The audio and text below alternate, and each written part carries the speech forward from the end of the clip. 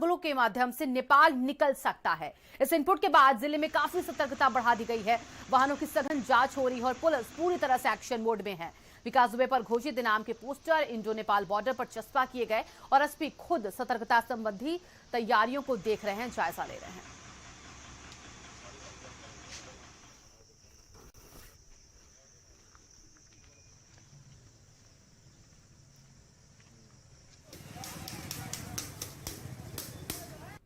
जिले की सीमाएं सील करने के साथ साथ जो हमारी अंतर्राष्ट्रीय सीमा है, इस पर हमने विशेष सतर्कता बरती है। वहां पर पोस्टर लगा दिए गए हैं सब युक्त के।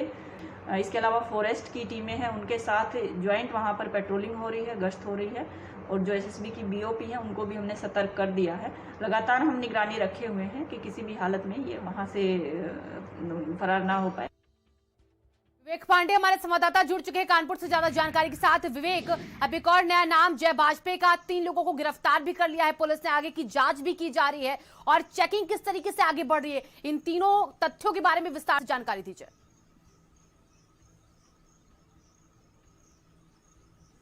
देखिए, मैं शिवांग आपको बता दूं कि सबसे बड़ी बात है कि जो कहावत कही जाती है कि पैसे में बड़ा दम होता है, तो वही देखने वाला जो है तथ्य सामने आ रहा है कि जय वाजपेयी जो एक समय पे प्रिंटिंग प्रेस में 4,000 रुपए की नौकरी करता था, देखते ही देखते इतना पूंजीपति कैसे बन गया।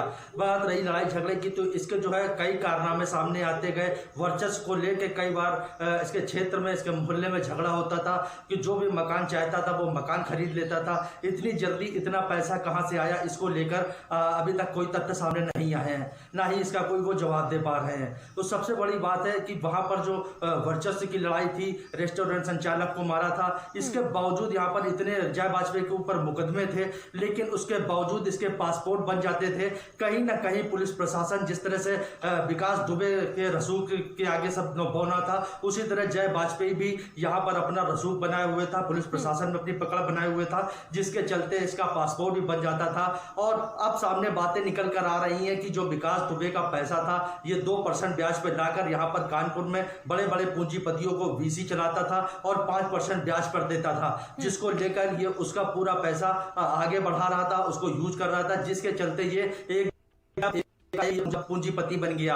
अब यहाँ पर सवाल यह है कि इसके संपर्क कहां कहां तक, तो कहीं ना कहीं अगर सूत्रों की माने तो जय वाजपेयी की दखलंदाजी जो है विकास दुबे तक घर तक थी, पूरी बातें होती थी। सबसे बड़ी बात है कि यहाँ पर जब उसमें पता किया गया कि कॉल डिटेल निकाली गई, तो इसने सोचा कि पहले तो हम बच जाएंगे, लेकिन इसने सबसे बड़ी गलती कर दी, अपनी तीनों गाड़ियों को जो है लावारिस खड़ी कराकर। जहां तक पुलिस का शक गहराया, पुलिस रात भर गाड़ियों की तलाश करती रही, कि मालिकों को पूछती रही, सामने कोई नहीं आया। रात में ये खुद ही थाने पहुंच गया कि हो सकता है मैं बच जाऊं, लेकिन पुलिस ने जब गहनता से जानकारी करी तो कहीं ना कहीं पूरे इस मामले में ये फंसते हुए नजर आ रहे थे। शिवांगी, हाँ बिल्कुल विवेक, और देखिए अब एक के बाद एक नए तथ्य जो इसके सामने आ रहे हैं, उसके आधार पर आगे की जांच हो रही होगी। लेकिन विवेक देखिए, 3 लोग और हैं जिनको गिरफ्तार किया गया है, सुरेश और विकास की बहू, एक और शख्स इसमें गिरफ्तार हुआ है। उनसे एसटीएफ कैसे पूछताछ कर रही है अभी फिलहाल?